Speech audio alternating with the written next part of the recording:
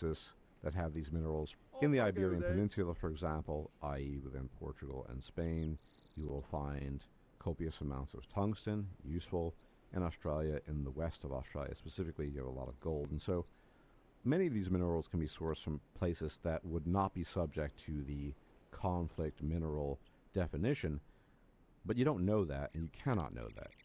Meaning there's some unknown percentage, a non-zero chance, that the minerals that have gone into your device, your phone, your computer, your battery, whatever it might be, have been taken and sourced from a place like Congo, a place where there is a lot like of Donkey conflict, Kongo. where Yeah.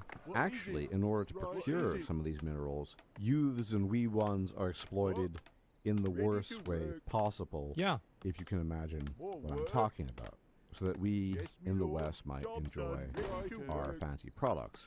And I made the point almost 10 years ago that people are essentially piteously indifferent to the situation. And to get back not just to Aslan's point here, but a broader... Well, if the ones that were conflict-free were cheaper or the same price, then people would buy the conflict-free ones.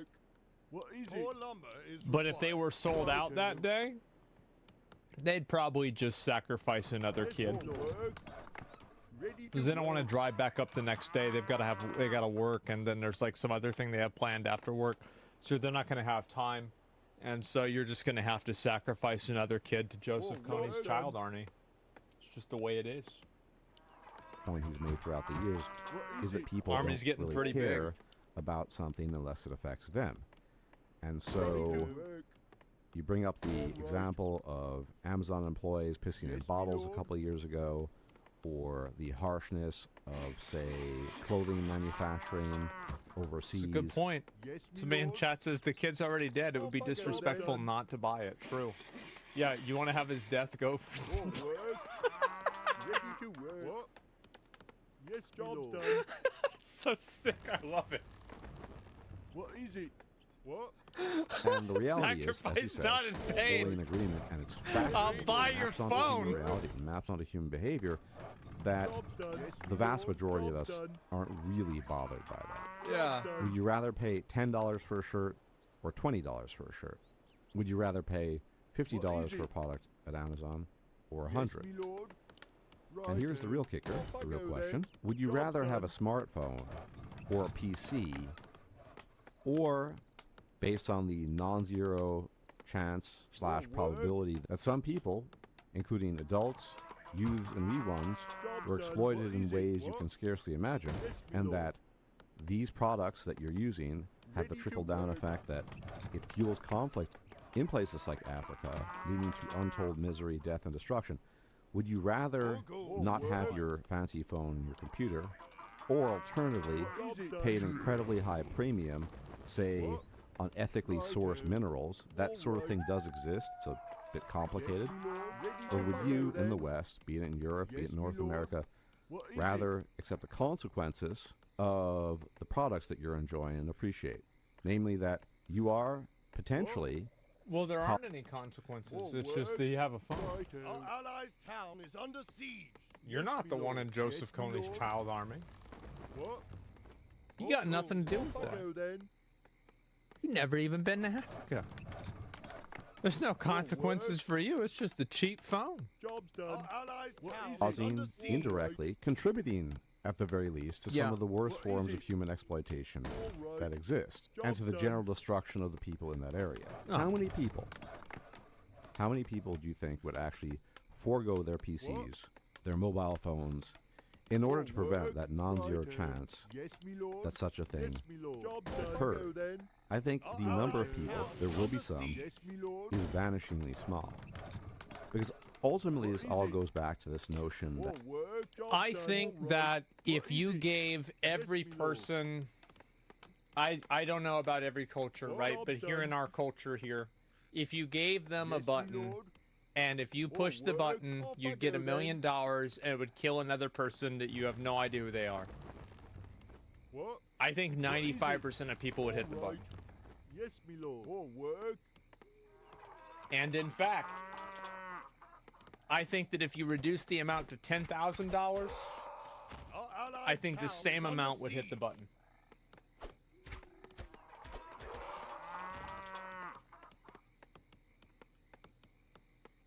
be sparing it? Yes, my I'd lord. do it for $1. That Our allies' people town is under don't care siege. about where their art comes from with respect to AI. And there's a small contingent of artists online, this is mostly virtue signaling, as it always is, who are calling people who don't care about this unethical. Well, my question to them would be, how many of them would forego the use of their phones and computers Our allies' town and is under technology siege. in order to prevent the worst forms of human exploitation you can imagine in a place such as Congo? No, I'm not talking about pissing in bottles. Use your imagination. There are far worse things. Oh, yeah. Because the only way you can guarantee that that's not happening is by not using these products. Our allies' Will town they? is under siege. Or is this just particular to their Go own? then. Nothing wrong with that. Self-interest. If you're an artist, a human artist that is, What is it? you have a self-interest. Almost every single person's morality is What is completely Off self-referential. I go then. Ready to work. Almost nobody has a moral system that goes against what's personally beneficial. Job done. And Ready to the work. extent that they do, they depersonalize Job their done. moral Yes, system my lord. from their behavior. More work. More So, gold is like, required. they think that this is bad. Town is It's like most people that are smokers know smoking is bad. It's basically like that. Research. Not true? I think it is true. I do. I think that most people have they have a moral and ethical system that is completely self-referential, that is beneficial for their current state of being or their ideal state of being. And it actually doesn't have anything to do with any sort of like North Star principle. And to the extent that it does, that North Star principle is beneficial for that individual. People care about the greater good if they're part of the greater good. If they're not, then it's tyranny by the majority. Yes, my lord. That's why, for example, young people are liberal and old people are conservative. Young people want more taxes generally, older people want less. Well, why is that? It's because young people has less money, older people have more. What is it? It's obvious. Our Interest to allies' be, town is in theory, because there are other ways artists can make use of and exploit AI, separate discussion. You have the self-interest. This is now you're generalizing everyone to your nihilistic Western philosophies. Our town is under siege. Okay. Where do you think that's not the case? Yeah, I'm actually curious. Where do you think that's not the case? I agree with him. No, I think there's a lot of people that that agree with that. That's why I pulled up his message. It's because I saw a number of other people in chat that said about the same thing. And so I was curious what his opinion was. He's right. It's true. It's all because it's through your lens. Well, of course it's through my lens. That's how else could I see the world? Town is under siege. Nobody can see the world through somebody else's eyes authentically. Everybody else is going to be looking at it from their perspective. You can't really see it from another person's perspective, right? I don't know if this person really has a response. It isn't nihilistic, it's realistic. Yeah, I don't think that it's nihilistic either. I just think this is the way that people are, and it's not necessarily like really a bad thing in a lot of ways, and I think that everybody partakes in this. And I guess this person, it seems like they're not really responding at all, so like that's whatever. But anyway, I think that this point of view is something that's shared by people all over the world. And everybody all over the world has like a different rationalization for it, but the end goal is the same thing. Like almost every single landmass that exists, and like the country there exists because some guy in the past killed a bunch of people and took it over. Like that's the everything. History is written in blood. Like, even if you think that's not the case now, it always has been. And you don't see people looking to give that land back at all. People care about how much about, oh, the Native Americans, but nobody's giving their land back to them. People can talk about how much they care about it. Oh, yeah, this is horrible what we did. Nobody's giving their house back to them. It's because people love to posture, but they don't like to stand on business. They're not actually going to do anything. They just want to change their profile picture to a flag. People love to feel good for doing nothing. Against AI and to prevent its spread. The knock-on effects of chastising other people or making use of this are, frankly speaking, silly. We all make use of products that we would otherwise not want to forego using for the simple reason that we want to have them. Yes, I will state, I am perfectly okay with a non-zero chance that people I don't know on a different continent are being exploited and suffering in some of the worst ways humanly possible, as long as I get to keep my PC. That might make me seem I want a monstrous, PC too, yeah. but at least I'm being honest. The vast majority of people out there are the same. They don't care. Now the real question is why they don't care. Well, it seems obvious, but every explanation you would give in this context would be a proximal explanation, meaning it makes sense. As Golden cited the example of some 38-year-old with a stressful job and many different problems. He's not going to be worried about games being overpriced or this sort of thing. Yes, that's a proximal explanation.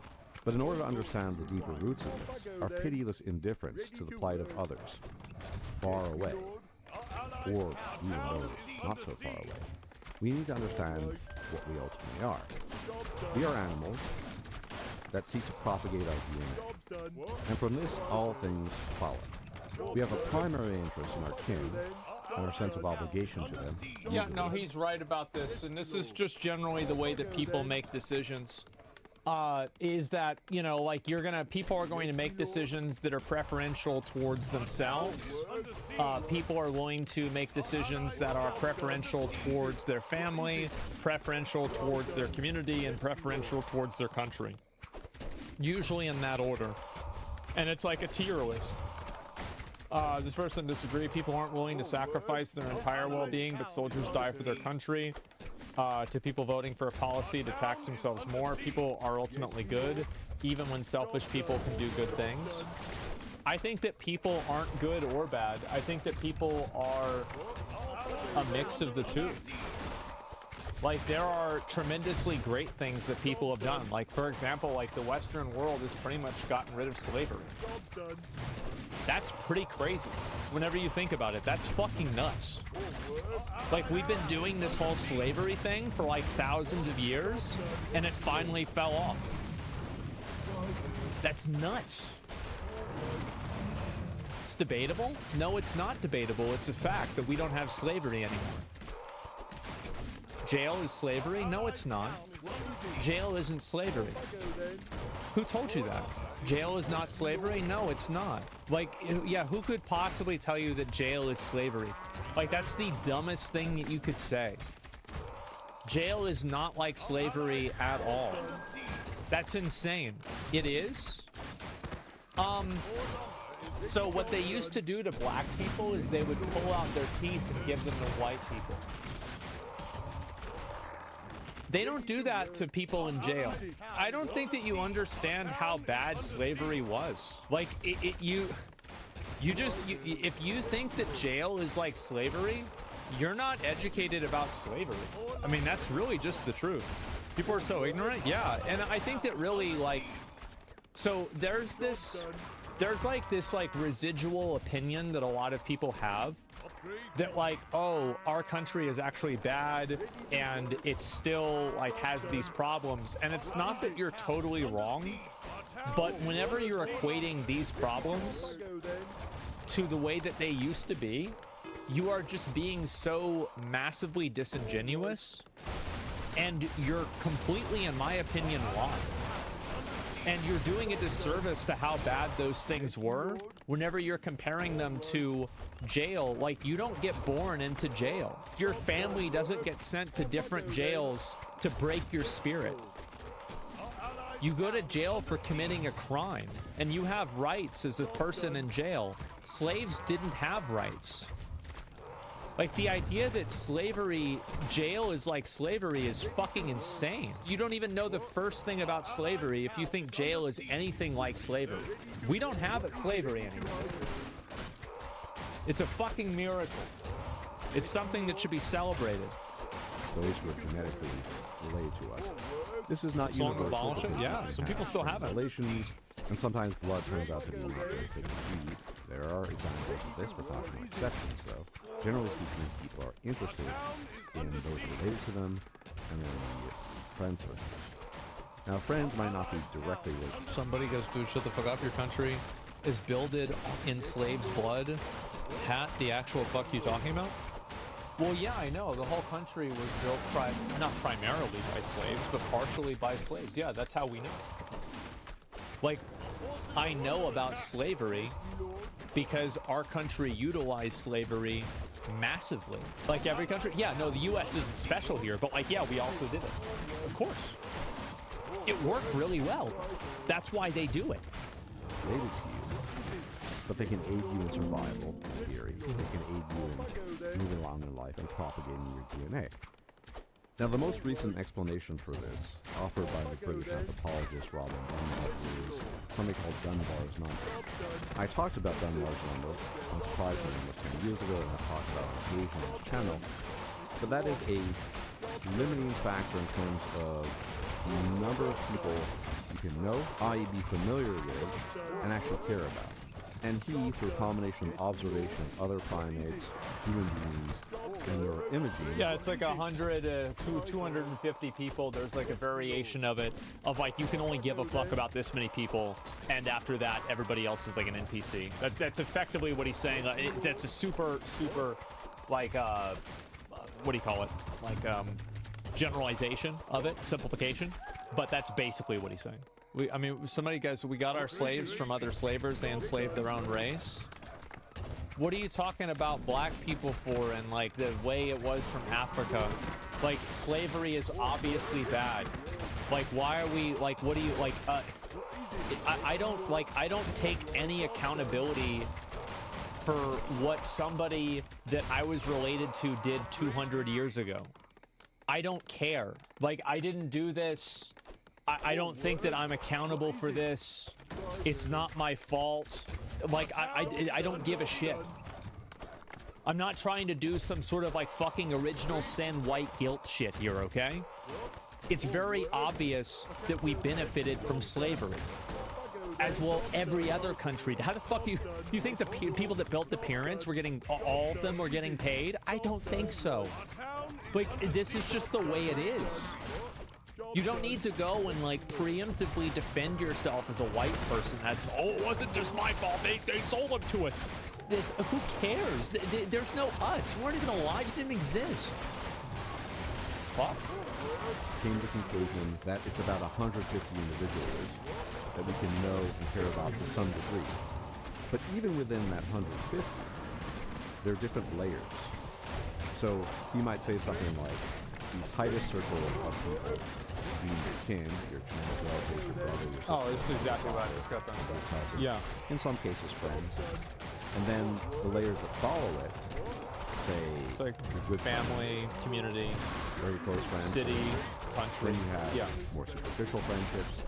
Then you have maybe a bunch of so-called meaningful contacts, maybe acquaintances, and then you have another bunch of people that you kind of vaguely recognize. Now, somewhere within these different layers is a limit, a more specific, a hard limit, of how many individuals within that circle of vague to extreme familiarity you can actually care about. Meaning you care about their well-being, their welfare, their state of mind, etc., etc. So, a theoretical example, to use this sort of by five principle, is there are five people, say your kin, your brother, your sister, your grandmother, your mother, your father, that you're quote-unquote closest to, and they mean the most to you. Then there might be something like 10 to 15 really good friends, 50 to 100 more superficial friends, and then you start getting into this meaningful contact area where you don't really care about them, but they're useful. Yeah. And that's how it kind of goes. Now, Yeah. some people contest this number 100. Some people claim it's as high as 300, but there's no contention in the sense that we are limited by our cognitive capacity in how many people we can know, be familiar with, and most importantly, care about. So the vast majority of us would accept the worst forms of human exploitation out there if that exploitation was only being applied to strangers we don't know on a different continent in order to enjoy our electronic products, our games, our PCs, and so on and so forth. But if it were a sister or brother, we'd be very disturbed. So here's a hypothetical. Let's say every time you buy a PC component, or you want to build a PC, or you buy a phone, there is a 25% chance that some of the parts that went into this product were sourced from conflict minerals, and that the proceeds went to some local warlord that did the worst Joseph things Kony. possible Yeah. to human beings. What if there Kony were 2012. 25% chance that your sibling, your brother or sister, could suffer a similar thing? Again, Yeah. imagine the worst forms of exploitation. If you buy a motherboard, your little brother gets conscripted into Joseph Kony's child army. I mean, for some people, that's probably killing two birds with one stone. But yeah, in general, I think less people would do it. suffering, Good, and fuck put it 'em. Yeah, in the yeah. context of your family. If you bought PC components Take two. or a smartphone, every time you did that, there was a 25% chance. Most people would think twice about that. Oh, yeah. Most people would be very concerned that that risk, even though it's not that high, it's only 25% at the end of the day. 75% chance nothing happens. Most people, I think, maintain, would be concerned more about their sister. And Yeah. perhaps in similar fashion, maybe slightly less if it were a close friend, more of that inner circle of friends. The further you It's move, crazy how much like the moral posturing on the internet is. And I think it's also like in real life too, but it's especially bad on the internet. Is that we have to have a conversation that where people have to like begrudgingly acknowledge that they care more about their family members than some random person in Africa. Because people are just like so morally afraid to say what's fucking obvious. I think it's a big problem because people just live in like so many different levels of like people have intellectualized reality to so many degrees that they're not even part of it anymore. Like you're not even living in the real world. You're living in like 7 different levels of abstraction and like these false pretenses that are built off of other false pretenses. away from this, the less concerned you are. Now here's another hypothetical. Let's say there's an Amazon warehouse in Texas, if you live in Wisconsin, or New York, or Maine, and there's a similar practice there. There's a 25% chance that in various warehouses in Texas, Amazon employees were being similarly exploited and suffering in ways similar to those human beings. Yeah, but how fast does this stuff get delivered though? How many people do you think in these other states far away would be so concerned about their welfare that they would either be willing to forego the product entirely or pay something like triple or quadruple the price on said product? No, there's I no think way. most people still would want the product, even if there were a chance that their so-called fellow Americans were being exploited in ways. Well, I mean, it's pretty simple, right? I mean, like, don't we have, we have, like, the produce. I mean, like, a lot of produce is, like, sourced from people that aren't really being paid very well or treated very well. But you can also go to a farmer's market and get produce there, but it's more expensive. That only exist in third world countries There such it as is. Congo in the context of conflict minerals. Now, in the context of the United States, Yeah. there would be action, obviously. Wow. But would people really be bothered by it? Probably not.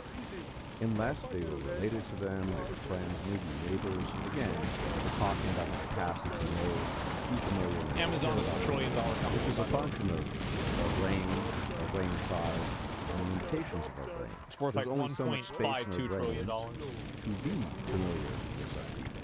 Had we evolved in a different situation and a different environment, where we had different brains and we had tens of thousands of individuals that were connected to. Society would look very, very different today. Wow. As I say, constantly, and I've said for over a decade, the byproducts of a very long evolutionary process. They are animals. We have not changed that much. We've changed somewhat, but not that much. And the core principles that informed our behavior, say, 50 or 100,000 years ago, are still very much present right now, and they are constantly being reiterated, albeit in a different context. There's often, as I've stated as well, veiled by the comfort of modernity. Well, I don't think this is an evolution. I mean, it is in a way, but it's not. It's never going to go away because like scarcity is never going to go away either. Like I think that the core of all evil is scarcity. The reason why people are angry or unhappy or discontent is generally scarcity in one form or another. And because I don't think this is ever going to go away until people get to like some sort of like fucking, you know, VR Neuralink induced nirvana where they just live in a completely different universe and they don't even exist in the real world anymore, which is like so abstract you can't even really think about it. The truth is that like, yeah, that's why people are mad, because like evolution would naturally benefit people that prioritize like the acquisition of resources. So like the people who didn't like the idea of killing the rival caveman village and taking all of their stuff, well, those people just kind of got removed from the gene pool over like millions of years. And so now people are always willing to go over to the other caveman village and kill everybody. They're always going to do that. And even whenever they don't do it themselves, they might, you know, make a hammer for the other guy to go over there and do it, and then be like, oh, well, it wasn't me. Oops, I guess, you know, it is what it is. And so, yeah, people are programmed to do that. And they always will, because people want to have more stuff. Everybody always wants more stuff. There's never an amount of stuff that a person will get that will make them happy. I think that being happy and having stuff is on two different spectrums. Now, there are necessities, but very rarely is it, well, if I get 3 luxury cars, I will be happy. A person who needs 3 luxury cars to be happy will eventually need 4 luxury cars to be happy. And a person who's making $100 million or making $100,000, or actually that's still pretty kind of low comparatively on the threshold. If you're making $500,000, you going up to $600,000 will not make you any happier. It probably won't. And that's the difference, right? Is that people just get to the point to where like, yeah, like meeting needs is one thing, right? And that will make you happy. But other than that, people will always want more stuff. They always will. That's just how it is. Veiled by the illusions that we use from the context of society. Everyone would like to think of themselves as a virtuous good person. But the vast, vast, vast majority of us are not. I'm not a particularly ethical person. Like I said, I don't care enough about strangers in Africa, such that I'm willing to forego my PC or similar products. And I'm going to assume, you might be offended, that you're quite similar as well. I think most of us are like that. And the same holds true for AI art. It is a small contingent of people who are claiming the moral high ground, but ultimately, consumers don't care, and it all goes back to our evolutionary origins. We are not wired to care about people in distant lands that we don't know or their welfare.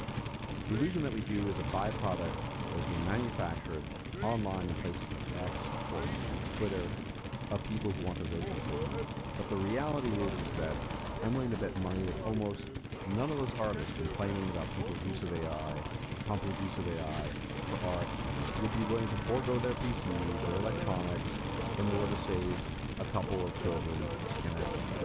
They would not. They're willing to buy the products despite the almost certainty that some of those components were sourced vis-a-vis conflict minerals, i.e. some of the worst forms. Well, people don't give a shit about it because it's beneficial for them. Like, I mean, really, like, what is this? Like, I mean, why are we really even thinking about this? Yeah. I mean, that's just the way it is. People don't see this kind of people don't see that same perspective. And also, like, and this is what I was saying about, like, people's philosophies being self-referential. Like, from their perspective, everything that they care about is a just cause. And whenever you point out the examples that they're not, you know, being consistent with, this is whataboutism or a but you live in society, how curious argument. So it's like that they've already created like a universe where this is just completely okay no matter what. And it's like, it's not built out of an ethical system or a moral system or like anything that's external. And if it does align with something that's external, that is an incident. It's incidental. It's not intentional. Exploitation out there, and imagine words that I am frankly not allowed to say on YouTube. Imagine that happens in these areas, and the counties that I am 99% sure those artists who are claiming that the rest of us are immoral for using AI art, etc., do all kinds of things that are immoral. Are all of them like that? No. There might be people out there, I'm very skeptical, but there are, who are willing to forego every product that seems even vaguely unethical. Somebody finds out today that their PC is from a source using conflict minerals, and they just forsake using PC for the rest of their lives, right? Those people exist. The numbers, though, such people are vanishing. 99% plus of people are not like that. Admin gold is right about people, and this is simply a matter of people not liking reality. Reality can at times be deeply unpleasant. I think the reason why is that people, it's not that people don't like reality. People like to have a moral high ground. People love moral high grounds. And it makes them feel good. Like, there's nothing that people love more than being able to act like an animal to a person and then think that they're right about it. That's why, for example, there's so many shows about like guys that are vigilantes, because it's all about doing the wrong thing to the right person, and that's a huge outlet for it. That's why people like the Colosseum.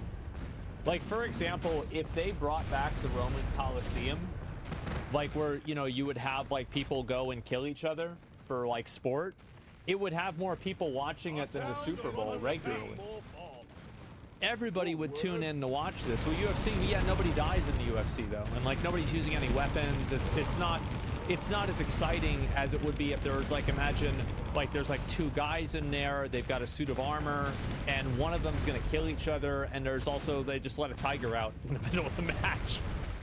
Oh, it's gonna happen. You know, I'd watch that. Yeah, everybody would watch this. This is one of the many unpleasant truths in the world. If I'm suffering as an individual and there's some problem I have, I cannot reasonably expect strangers to care about me.